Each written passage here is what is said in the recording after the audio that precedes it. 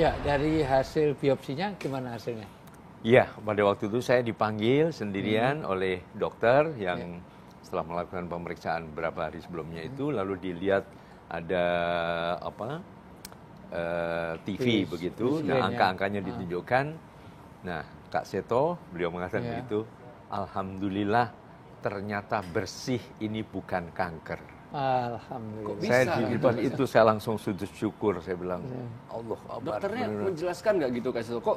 Iya, nah ternyata itu hanya pembesaran kelenjar prostat. Alhamdulillah banget ya. Kelenjar prostat yang kemudian ya dengan nanti minum obat secara teratur yang diberikan, insya Allah akan mengecil kembali dan normal lagi. Tapi memang segalanya itu ya Pak Ustadz ya, semua itu terjadi atas kehendak Allah ya. Betul, dan makanya kita harus melakukannya, treatment kita, menghadapinya juga harus dikembalikan kepada Allah. Satu, dengan cara yang dibenarkan oleh Allah.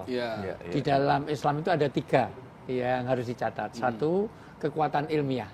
Kekuatan ilmiah itu kalau kita memang sakit, cari ahlinya. Jangan ke dukun. Artinya itu bukan ahlinya maksud saya. Itu jangan sampai semua sakit hanya dengan datang ke Jombang, dicelupin batu, terus terus hilang gitu kan. Itu laisa minal Islam. Mohon maaf, itu harus saya luruskan. Karena ini menyangkut akidah dan menyangkut syariat yang tidak boleh dibolehkan seperti itu. Yang kedua, kekuatan alamiah. Kekuatan alamiah itu ya semua di alam ini ada obatnya. Kalau dia cocok, dia akan sembuh. Bisa di apotek, bisa di herbal, dimanapun. Dan yang ketiga ini yang paling penting, kekuatan ilahiyah. Kekuatan ilahiyah itu ya semangat ini datangnya dari Allah, Allah yang bisa menyembuhkan. Wa idza maritu fahuwa yasfi. Kalau kita itu sakit, yang menyembuhkan bukan dokter, bukan obat, tapi Allah. Itu dan apalagi semangat tadi, nggak boleh putus asa, terus memperbaiki, luar biasa. Tapi benar ya, Pak Ustadz Kak Seto ya, saya tuh akhirnya jadi berpikir bahwa kita tuh harus berprasangka baik sama Allah ya, berpositif thinking, karena saya langsung ingat nih, zaman dulu tuh saya pernah dengar cerita bahwa ada orang yang divonis cancer itu udah stadium berapa gitu, terus dia berpikir bahwa gua nggak cancer. Tapi dia selalu berpositif thinking bahwa Allah akan nyembuhin dia gitu. Dan ternyata begitu dia ke dokter lagi, itu hilang sama sekali nggak ada. Dan itu firman Allah. Nah, apakah Kak Seto kayak gitu juga nggak sih? Iya.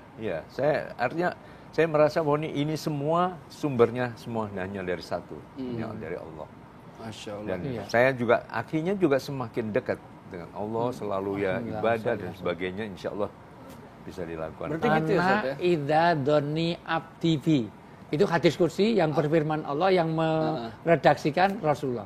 Sesungguhnya aku sangat tergantung kepada persangkaan hambaku. Berarti ketika kita berpositif thinking, itu berarti kita secara nggak langsung berprasangka baik terhadap Allah. Itu positif. Dalam psikologis ini sebenarnya Kak Seto harus diundang 10 kali.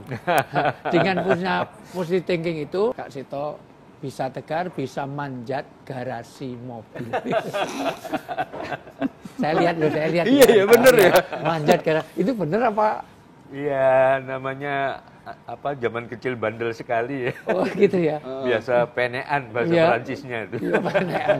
Tapi betul manjat sama itu ya? Iya, ya sebelumnya berapa kali jatuh, keberet, kena paku dan sebagainya. Tapi ya melatih fisik aja. Itu kan sekarang kan, bukan zaman muda dulu kan? Bukan, ya baru-baru. Ya sekarang ya masih muda maksud saya. Soalnya selalu dipanggil Kak ya. Iya Kak itu. Serius loh, lihat kan? Kak Seto manjat itu. Saya lihat Kak Seto itu manjat garasi mobil. Oke, Kak Seto jadi gini, berarti saya nih jadi sekarang nih saya jadi semangat nih, saya termotivasi nih Kak Seto. Berarti saya kencing-kencing tadi mungkin karena saya kebanyakan minum kali Kak Seto ya. Jadi saya ini berusaha nih saat ini nih untuk tidak berpikir bahwa ini adalah penyakit gitu. Tapi iya cuma karena kebanyakan minum aja gitu.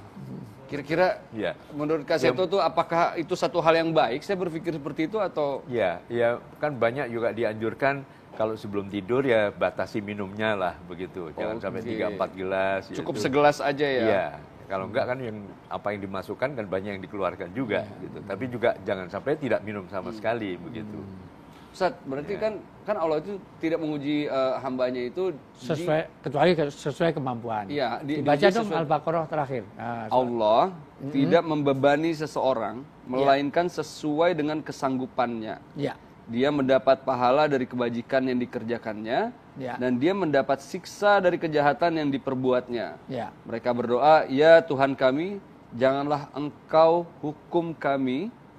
Wah, ini ada sambungan ini, Ustaz. Intinya adalah, intinya Allah itu sudah mengetahui kadar kemanusiaan, sehingga mau ujian, cobaan, itu sudah sesuai. Yang kedua, yang penting kita usaha dan doa. Ya. Karena nanti Allah akan balas kebaikan kita, dan kalau kita berbuat jelek, Allah juga akan balas dengan dosa kita. Tetap berdoa, tetap ini semakin usaha. Seru nih, Ustaz. Ini berarti ada hubungannya dengan tawakal, Ustaz. Betul. Nah, tar dulu, Ustaz. Jangan dijelasin dulu, Ustaz. Kak Seto, kita minum kopi lagi.